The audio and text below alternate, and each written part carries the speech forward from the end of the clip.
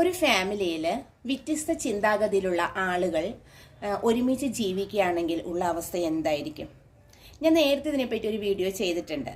പക്ഷേ അതിൽ നിന്നും ശരിക്കും ഡിഫറെൻ്റ് ആയതും അതോടൊപ്പം തന്നെ റിയലായിട്ട് ഉള്ള ഒരു സംഭവം തന്നെയാണ് ഞാൻ നിങ്ങളുമായിട്ട് ഷെയർ ചെയ്യുന്നത്. അതായത് ഒരു ഫാമിലിയിൽ അച്ഛനുണ്ട്, അമ്മയുണ്ട്, ഒരു മകളുണ്ട്. പക്ഷെ ഇവർക്ക് 3 പേർക്കും വ്യത്യസ്തമായിട്ടുള്ള ചിന്താഗതിയാണുള്ളത്. അങ്ങനെയാണെങ്കിൽ ആ ഫാമിലിയുടെ അവസ്ഥ എന്തായിരിക്കും എന്നുള്ളതാണ് ഞാൻ നിങ്ങളുമായിട്ട് ഷെയർ ചെയ്യുന്നത്. ഇവിടെ അവർക്ക് സാമ്പത്തിക ബുദ്ധിമുട്ടില്ല. ഞാൻ അറിയുന്ന ഫാമിലി തന്നെയാണ്. അപ്പോൾ അവരുടെ ആശയം സമൂഹത്തിലൊരു മെസ്സേജ് ആയിക്കോട്ടെ എന്ന് കരുതിയാണ് ഞാൻ ഷെയർ ചെയ്യുന്നത്. അച്ഛൻ്റെ ഫാമിലിയിൽ പെടുന്ന ആളുകളെ അമ്മയ്ക്ക് ഇഷ്ടമല്ല, അമ്മയുടെ ഫാമിലിയിൽ പെടുന്ന ആളുകളെ അച്ഛനും ഇഷ്ടമല്ല. എന്നാൽ ഈ 2 ഫാമിലിയിലെയും അച്ഛൻ്റെയും അമ്മയുടെയും ഫാമിലിയിലെ ആളുകളെ മകൾക്ക് ഇഷ്ടമാണ്. പക്ഷെ മകൾക്ക് അച്ഛൻ്റെയും അമ്മയുടെയും തീരുമാനത്തോട് അനുകൂലിക്കാനും കഴിയുന്നില്ല എന്നുള്ളതാണ്. പരസ്പരം ഒരു ഫാമിലിയിലാണ് താമസിക്കുന്നതെങ്കിലും യാതൊരു ബന്ധവുമില്ലാത്ത ഒരു അവസ്ഥ. ഒരാൾ പറയുന്നത് ഒരാൾക്ക് ഇഷ്ടമല്ല, മറ്റേയാൾക്ക് ഇഷ്ടമല്ല. അങ്ങനെ ഇവർ പരസ്പരം അനുകൂലിക്കാതെയും വഴക്കടിച്ച് മുന്നോട്ട് പോകുന്ന അവസ്ഥ. ഇതിൽപ്പെട്ട് ഈ മകൾ വളരെയധികം സങ്കടത്തിലായി. പക്ഷേ ഈ സമയത്ത് വളർന്ന പ്രായപൂർത്തിയായ മകൾ ഒരാളുമായിട്ട് പ്രണയത്തിലായി. ഈ സമയത്താണ് മകൾക്ക് അമ്മയുടെ റിലേഷനിൽപ്പെട്ട ഒരു വിവാഹാലോചന വരുന്നത്. പക്ഷെ ഇത് സമ്മതിക്കാൻ അച്ഛൻ തയ്യാറല്ല.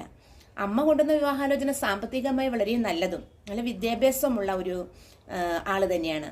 പക്ഷേ അച്ഛനത് ഇഷ്ടമില്ല. അച്ഛൻ്റെ ഫാമിലിയിൽ പെടുന്ന ഒരാളെ മകൾക്ക് വേണ്ടി അച്ഛൻ കണ്ടുവച്ചിട്ടുണ്ട്. അത് അമ്മയ്ക്ക് ഇഷ്ടമല്ല. അപ്പോൾ എന്നാൽ ഈ 2 പേരും കൊണ്ടുവരുന്ന വിവാഹം കഴിക്കാൻ മകൾ തയ്യാറല്ല.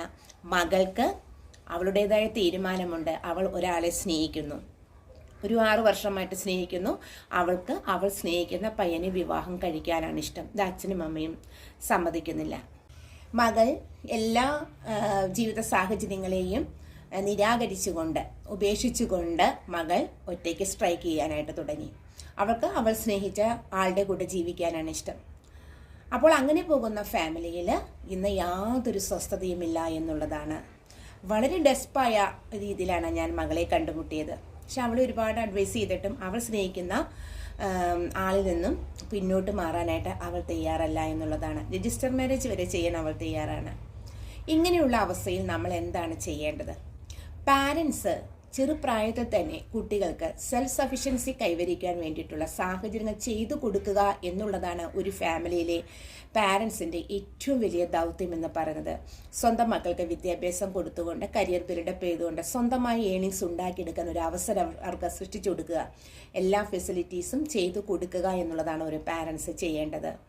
അതോടൊപ്പം തന്നെ കുട്ടികൾക്ക് വേണ്ടിയിട്ട് തന്നെ പാരൻസ് എപ്പോഴും കുട്ടികൾ ഉണ്ടായിക്കഴിഞ്ഞാൽ പിന്നെ പാരൻസ് അവർക്ക് വേണ്ടിയുള്ള ജീവിതമല്ല, അവരുടെ പേഴ്സണൽ ആവശ്യങ്ങൾക്ക് വേണ്ടിയുള്ള ജീവിതമല്ല, കുട്ടികൾക്കും കൂടി വേണ്ടി ജീവിക്കണം എന്നുള്ളതാണ്. കുട്ടികൾക്ക് വേണ്ടിയിട്ട് പല വിട്ടുവീഴ്ചകളും ചെയ്യേണ്ടി വരണം എന്നുള്ളതാണ്.